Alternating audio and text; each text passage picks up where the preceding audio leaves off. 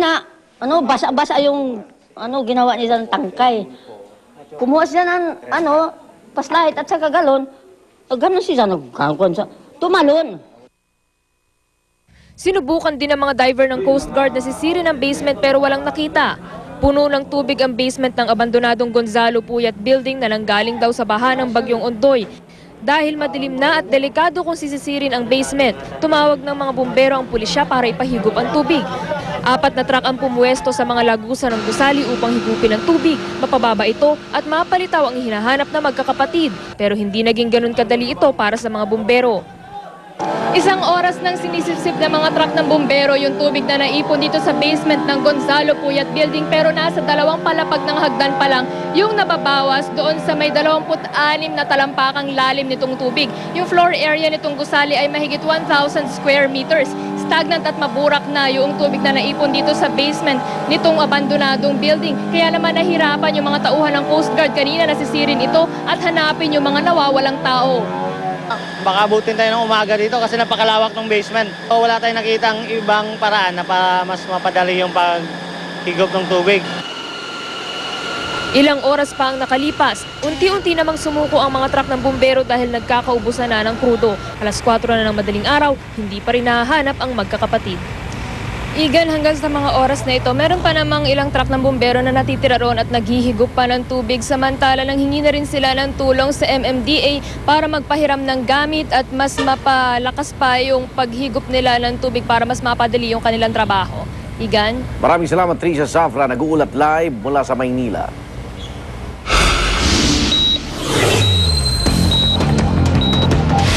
Department of Health muling nagbabalalaban sa mga sakit na maaaring makuha ngayong tag-init.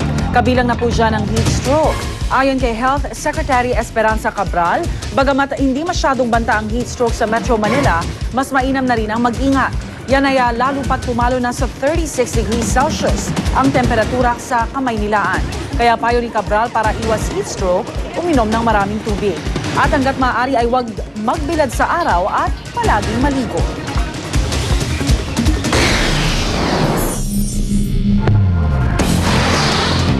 Sanggol na nailigtas mula sa lindol sa Haiti na ibalik na sa kanyang mga magulang. Naging emosyonal na ang reunion ng mag-anak sa Miami, Florida.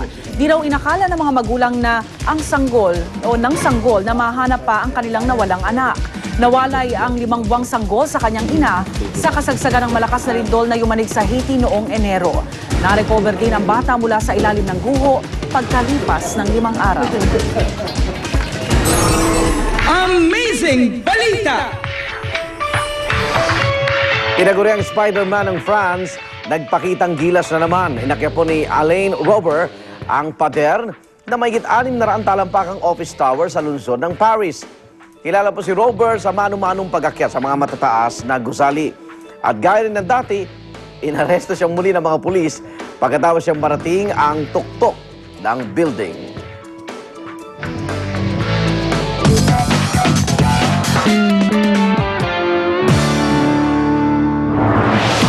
Sa pagpapatuloy ng serye ng special report na Vote Book, susuriin naman natin ang Statement of Assets and Liabilities and Net Worth ni Councilor J.C. De Los Reyes, ang presidential candidate ng Ang Kapatiran Party.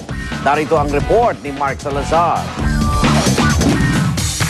John Carlos J.C. De Los Reyes, anak ng Olongapo City, konsehal ngayon, sasabak sa karera sa pagkapangulo sa ilalim ng Ang Kapatiran Party. Iboboto mo ba siya?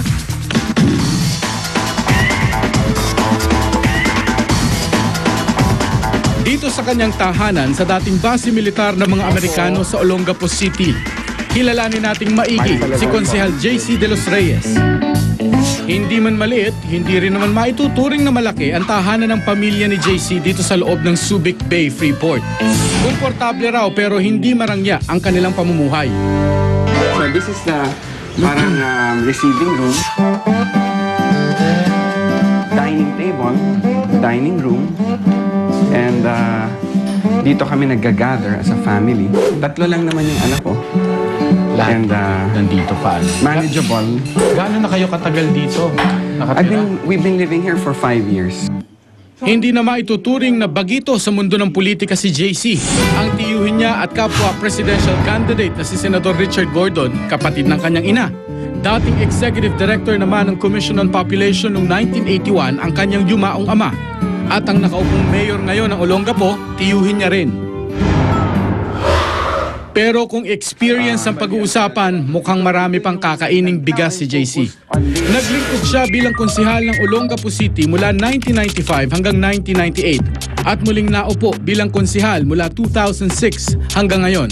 At pag pondo naman ang pag-uusapan, aminado si JC, nakasandal siya sa Angka Patiran Party at sa mga donasyon para sa mga gastusin sa kanyang nationwide campaign.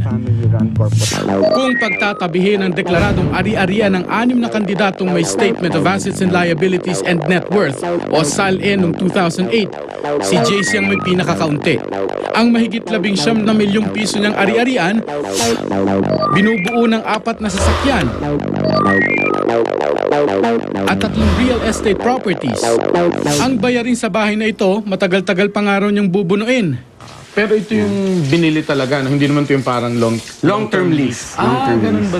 Yes. So how many years ang lease niyo dito? I have 14 more years. Bagamat deklarado simula pa sa kanyang 2007 SALN, hindi raw kanya ang bahay na ito na matatagpuan sa labas ng Subic Bay Freeport.